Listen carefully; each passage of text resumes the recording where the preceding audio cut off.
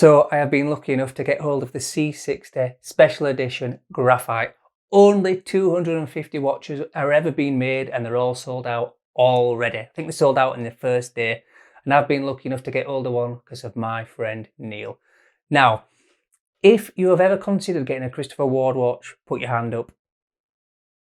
Right, so what's stopping you if you're only considering it? I say in every single video on Christopher Ward, I know you can't go and try them on, but you've got to just take that leap of faith, order one online. If you don't like it, you can send it back. But genuinely, guys, these are next level. They are not a micro brand anymore. They advertise on TV. Swiss, they said.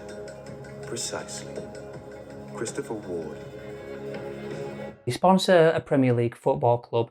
They're doing collabs with other British watchmakers. These guys are going to the next stratosphere. And you know what? They're really well built watches. You have to experience them if you are a watch enthusiast.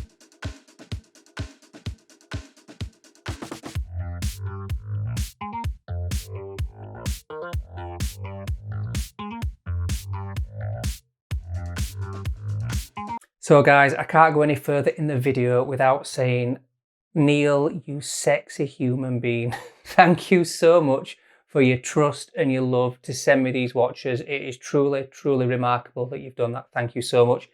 He's also sent up the Tissot PRX Tiffany dial, and I'll be reviewing that next week, and that is one hell of a watch. But today it's all about Christopher Ward, and it's the C60 Graphite, and it's absolutely beautiful in stealth mode.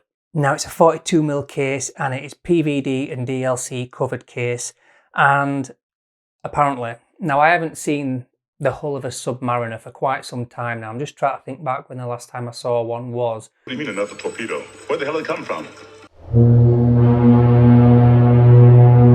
But this watch is inspired by the hull of a Submariner. Now, believe that if you will or not, if it is just marketing jargon, I don't know.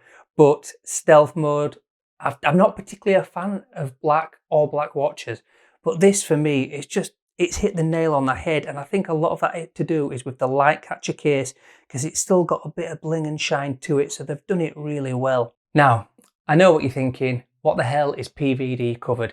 Physical Vapor Deposition. Now, I had to Google that, but let me tell you what it is. It's a coating, also known as thin film coating. It is a process in which a solid material is vaporized in a vacuum and deposited onto the surface of a part. So, like a thin coating of PVD over an actual steel watch. Looks the business, stand the test of time, we'll be able to take a knock because there's no worries in that department. Now, a lot of this information is all on Christopher Ward's webpage. Go on there, guys. There's bound to be a watch that will suit you, that you can narrow it down, filter it by size, dial color, GMT, diver. They've got a ton of different watches, and they're all built to the same quality, guys. So go check the website out. It's well worth a look. Now, as I've previously said about the light catcher case, it reflects light in a certain way, and it's actually a trademark of Christopher Ward's. And even though it is a 42mm watch, it's incredibly thin. It's only about 13mm thick, and it actually wears smaller than the 42 would suggest. Very wearable, very comfy, very good looking. And as always, with all Christopher Wards, the Loom is top notch. Absolutely out of this world, super luminova. There's genuinely nothing to complain about with the Loom. Now, the dial, the hands, the markers, they are really well executed. They look absolutely fantastic on the watch. And this, 250 limited edition one is no different. The outer track of the dial signifies the seconds, and there's just a little bit of white there to mix in with the dial being all matte, grey, dark. It looks absolutely fantastic. Now, this is going to be an absolute strap monster. I think it's going to go with a ton of different options, and Neil, who actually owns this watch, has actually bought a couple, as you can see. Now, it comes on the Bond NATO, which for me is probably going to be the best version. It looks fantastic, but it does come with this rubber option, and it's just the good thing about these straps is it looks like a NATO, but it's not. It actually quick release, and it is just a traditional watch strap, but it's got that NATO vibe. And it's actually a lot better because the strap doesn't go under the case and make it thicker than it needs to be.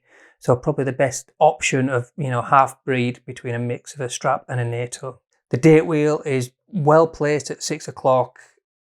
The actual date wheel background is also great, and I think that works really well. And it just all ties into that stealth mode, which is fantastic. The case back is stamped with the trident. And again, you can't argue, it's great quality, looks the business, and wears fantastic. It's a super comfy watch, a really compact 42, and there's nothing to argue about really. 48mm lug to lug, works well, 13.7mm thick, 22mm lugs, limited to 250 pieces. So if you've been lucky enough to get one like Neil, you're doing really well. One thing that I would complain about with his watch is it's a Sellita SW200, which is a good thing. It's a workhorse movement. It's going to be accurate enough. It's going to stand the test of time, but it's only got 38 hours of power. And for me, in today's, I want to say today's society, but in today's watch community, 38 hours is relatively piss poor in all honesty. And I think just they need to start creeping that up. Whichever way they do that, I don't know. But yeah, a little more power reserve, especially with a date window. I think it's always a bit more hassle with a date window, because if you leave for a couple of days and come back, well, you've got to start faffing with the date. No dates at 38-hour power, a little bit easier to stomach, I feel. So this is an automatic watch. It's got 26 joule movement, 4 Hz frequency, and what that means is basically it ticks 8 times per second.